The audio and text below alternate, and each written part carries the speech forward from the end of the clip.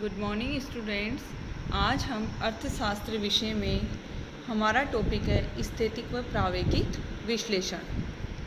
तो आज हम स्थैतिक विश्लेषण का अध्ययन करेंगे।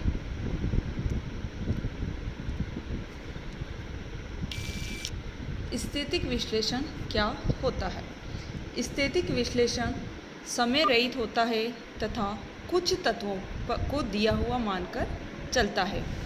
स्थैतिक विश्लेषण में विभिन्न चल राशियों के मूल्यों में जो संबंध स्थापित किए जाते हैं वो केवल एक ही समय बिंदु या एक ही समय अवधि से संबंधित होते हैं। इसीलिए स्थैतिक विश्लेषण को समय रहित विश्लेषण भी कहा जाता है।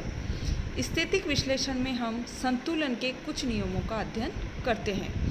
इसके अंतर्गत हम कुछ तत्वों को दिया हुआ मानकर उनके परिणामों का अध्ययन करते हैं। किसमें? स्थैतिक विश्लेषण में।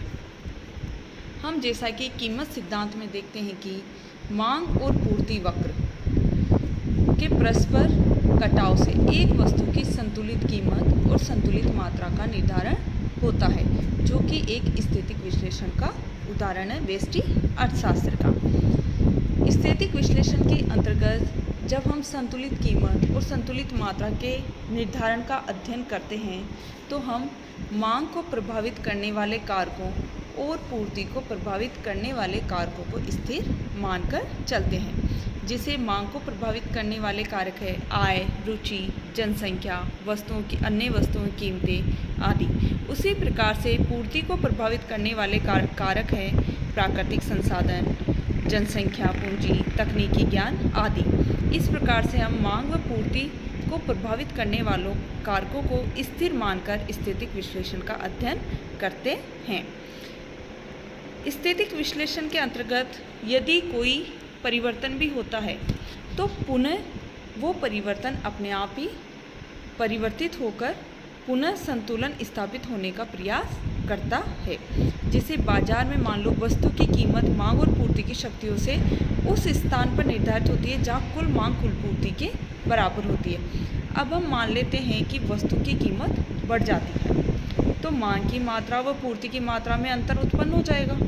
जब प्राइस बढ़ी है तो बढ़ी हुई कीमत पर मांग में कमी आएगी तथा पूर्ति बढ़ाई जाएगी। इस प्रकार से पूर्ति के बढ़ने पर कीमत में गिरने की प्रवृत्ति लागू होगी तथा मांग में भी कुछ वृद्धि होगी और पुनः संतुलन स्थापित हो जाएगा। अब हम देखते हैं कि स्थैतिक विश्लेषण का अर्थशास्त्र में क्या यूज़ है।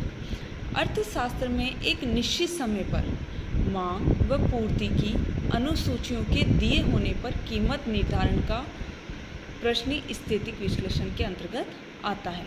इसके अलावा भी हम अर्थशास्त्र में जैसे उपयोगिता ह्रास नियम, तुलनात्मक लागत का सिद्धांत, किन्स का राष्ट्रीय आय के निर्धारण का विश्लेषण भी स्थैतिक विश्लेषण के अंतर्गत ही आते हैं।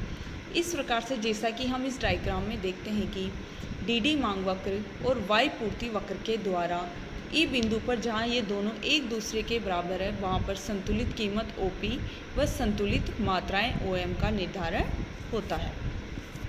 अब हम देखते हैं तुलनात्मक स्थैतिक विश्लेषण। तुलनात्मक स्थैतिक विश्लेषण क्या है?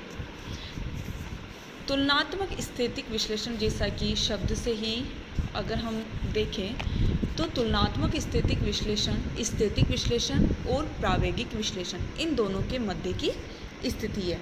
इसमें हम एक संतुलन से दूसरे संतुलन पर जाते हैं और उनकी आपस में तुलना करते हैं। यह जैसा कि अभी बताया है कि ये इन दोनों के मध्य की स्थिति होती है।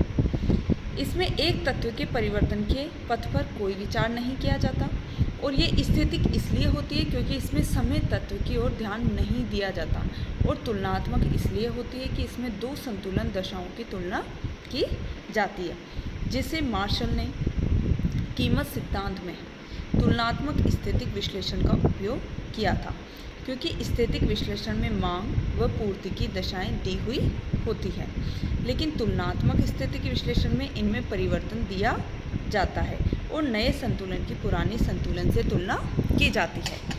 अब हम जैसा कि इस डायग्राम से देखते हैं तुलनात्मक स्थैतिक विश्लेषण का अध्ययन। अब जैसा कि प्रारंभ में मांग वक्र डी है और पूर्ति वक्र एस एस है।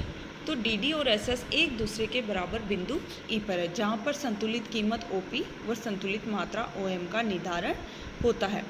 जब मांग वक्र डी डी से बदलकर डी डैश हो जाता है तो नया संतुलन बिंदु होता है ई डैश, क्योंकि ई डैश बिंदु पर ही डी वन नया मांग वक्र पुराने पूर्ति वक्र के बराबर है, एक दूसरे को वो ई डैश बिंदु पर काटते हैं।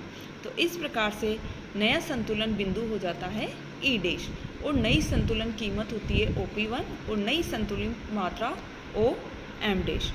इस प्रकार से हम अध्ययन करते हैं तुलनात्मक स्थिति विश्लेषण का। Thank you.